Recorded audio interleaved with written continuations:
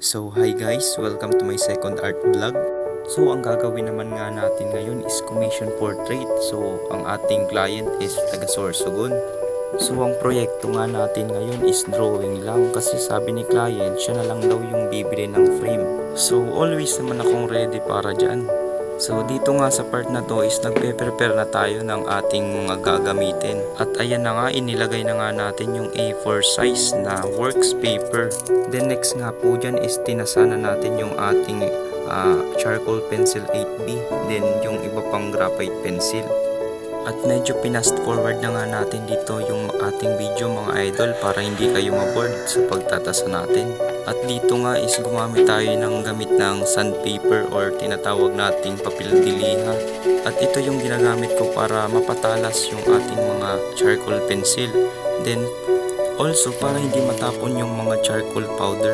Then ito na nga mga idol is simulan na natin yung ating pag-grade sa ating works paper. So in that way nga mga idol is mapapadali yung pagtitrace sa ating reference dun sa ating works paper. So ayan na nga mga idol is gumamit ako dyan ng mechanical pencil sa pag-grid. Then dito nga is visible na yung mata, so gumamit ako dyan ng 8B charcoal pencil kasi medyo dark yung reference natin.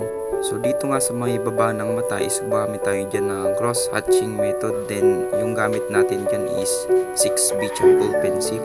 So as you can see mga idol is gumamit ako dyan ng charcoal bar kasi medyo dark yung dyan part sa may buhok. So dito nga sa nakikita nyo is nasa 90% na yung ating progress. Then kunting lagay na lang ako dyan ng mga hair strand gamit ang ating 8B charcoal pencil. Then dito nga part mga idol is nag-visualize na ninyo yung magiging outcome ng ating drawing. Konting linya na lang sa may baba ng bibig. At napagod nga tayo dito mga idol, almost 4 hours ang ating ginugol sa ating pagdodrawing. At ito na nga yung pinakahihintay naming mga artist, yung paglalagay namin ng aming signature sa baba ng portrait. So kapag naka-encounter kayo na ganyan yung signature is asahan nyo na ako yung gumawa niyan. Then ito na nga yung final na ilalagay natin is yung clear paint.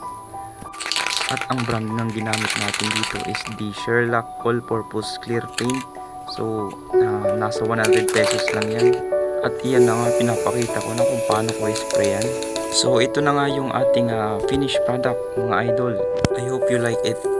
So thank you po sa inyong panonood sa aking mini vlog.